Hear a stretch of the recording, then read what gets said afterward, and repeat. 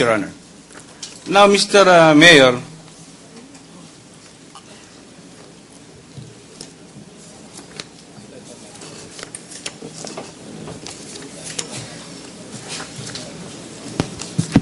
in all these 4 documents, you will agree with me that the entity mentioned here is only Basa Guidote Enterprise Incorporated. That's correct.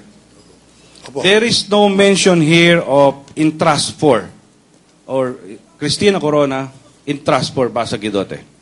None. Opo.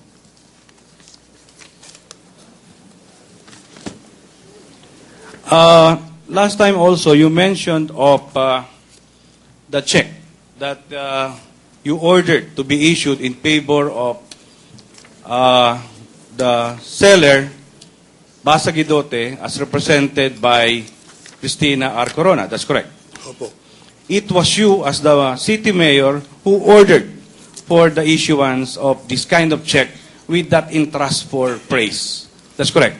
Hindi po ako personal. Palagay ko'y yun ang naging desisyon ng City Treasurer sapagkat kailangan may managot doon sa check. So- Dahil ang kausap po ng City Hall ay si Mrs. Basa Corona. So between you, as the city mayor and the city treasurer, are you saying that it was the city treasurer who made the decision to put the check in trust for? Hindi po. Ang sinasabi ko Or po, was it not really your, it was really your ito po isang instruction? proseso na nagmula doon sa katotohanan na si Mrs. Cristina Basa ang kausap ng gobyerno lokal na hindi po kinakailangang manggaling pa yung order sa akin. Okay.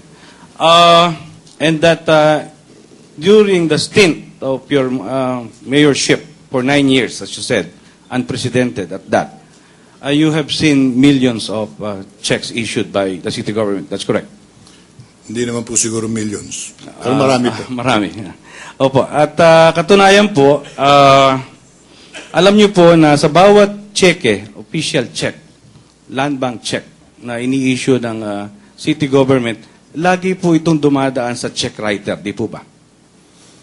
May proseso pong tinatakbuhan yan under regular rules that are being followed. So that for every check issued, there is always this duplicate that is left behind, bearing the entries stated on the face of a given check. That's correct. I would not You're familiar with that? I would not be very familiar Oh. because this is all now part of the treasury responsibilities and functions. Wala po yun sa function ko na chikin na yung recording ay tama o naaayon. Ang akin pong concern, lalo na rin sa kasong ito, ay yung mabili yung lupa. At makuha sa lalong madaling panahon para maitayo namin yung palengke na kinakailangan po ng sampalok sapagkat yung lumang palengke ay gigibain na.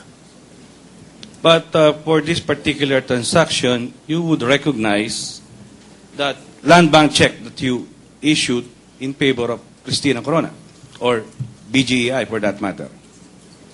Yan po yung kopya ng cheque na ibinayad ninyo sa Tama po. BGI. Yan po yan.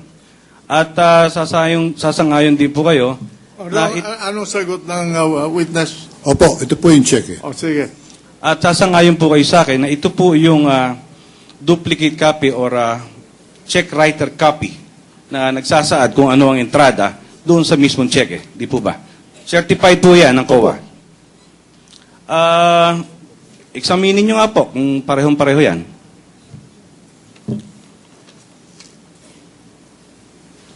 Tama po yung presyo. Tamo po ang presyo, 34 ang million. check number, Check number is the ang same. payee, di po ba? Payee is Cristina Corona, ITF, Basa Guidote Enterprises. Opo. Ngayon, meron po, yan po yung certified copy ng galing sa COA. Opo. Ngayon po, meron din po kaming hawak na certified copy na galing din sa COA ng the same involving the same check, copywriter check.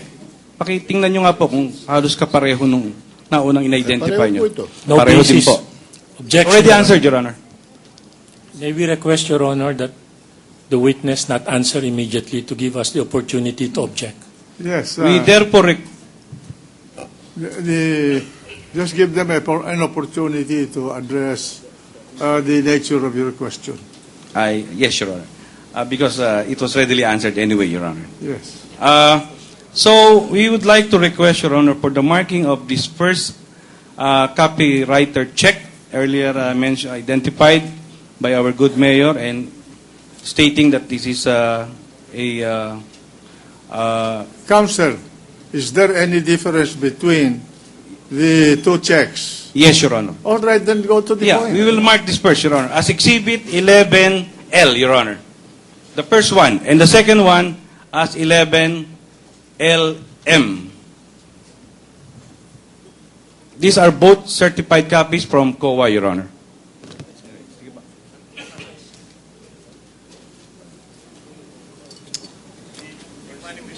Manifestation, Your Honor, that these two checks are certified true copies is not borne out by the very document being shown to the witness, Your Honor.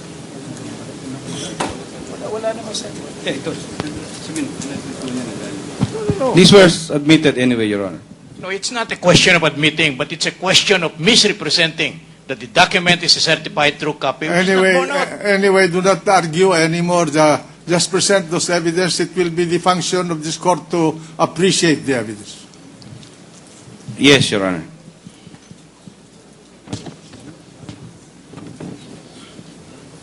They're the same in all respects, no?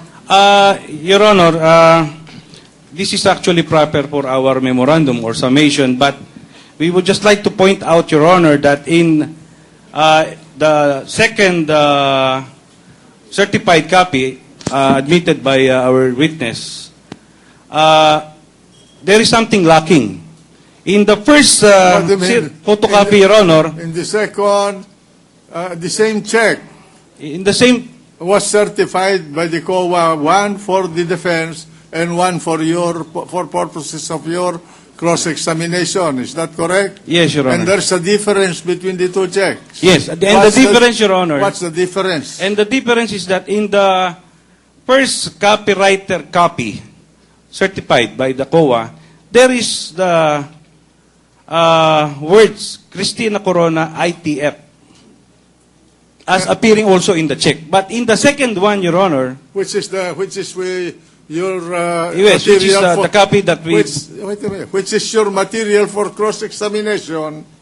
That does not appear. There is none, Your All Honor. right. So, May we So- request, Your Honor, that they be marked so that we can refer to them, to either one of them? yes. Because they are not marked, Your Honor. It will All be right. very vague. Mark them accordingly.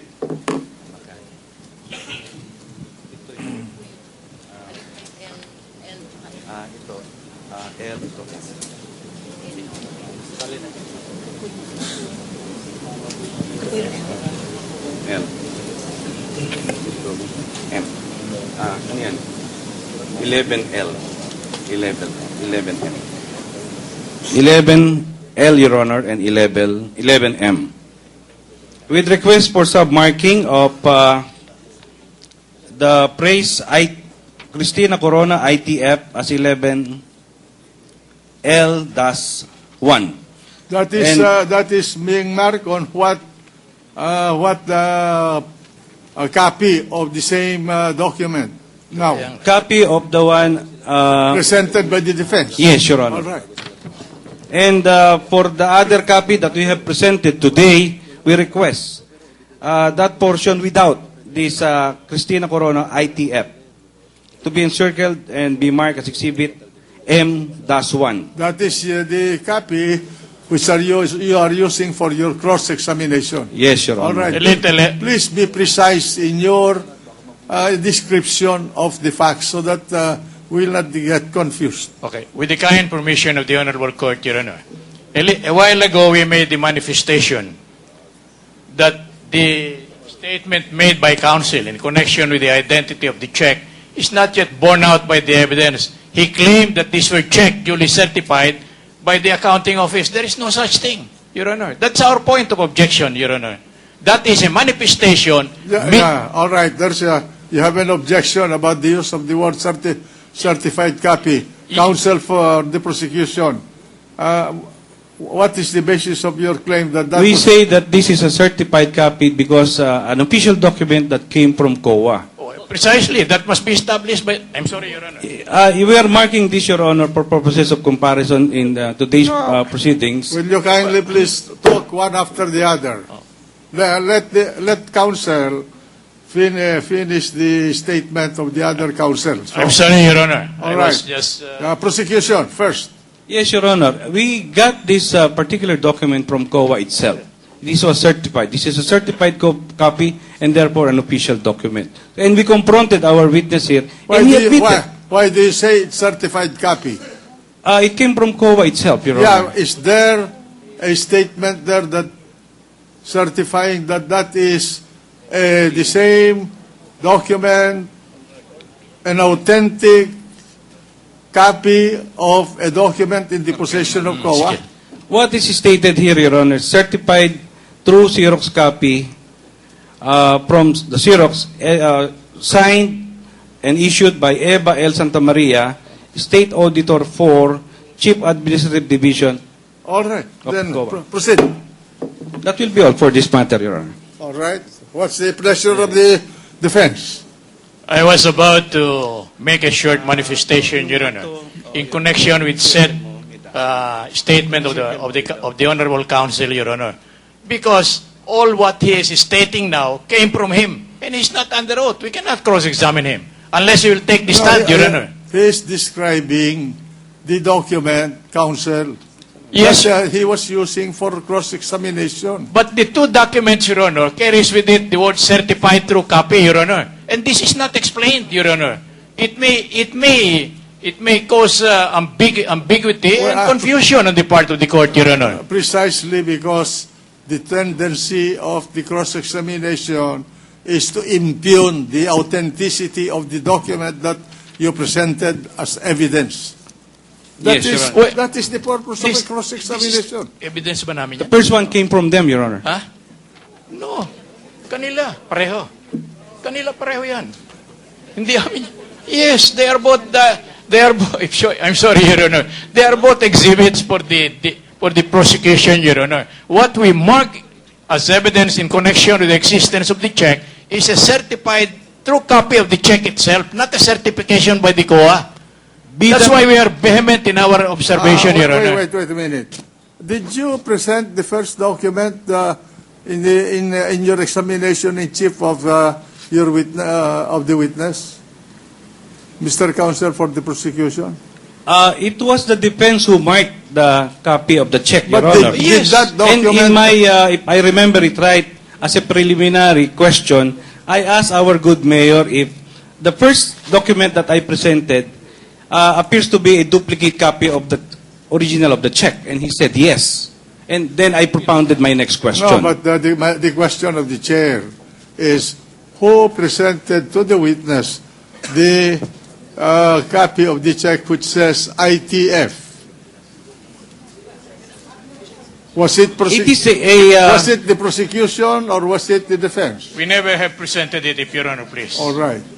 What we presented in evidence, Your Honor, is the very Xerox copy of the check in the amount of 34.7 million pesos. Your Then Honor. so that to avoid this discussion, let the prosecution clear this because both documents are your exhibits. well, Your Honor, be that as it may, we confronted the witness. We gave him the opportunity to make the comparison.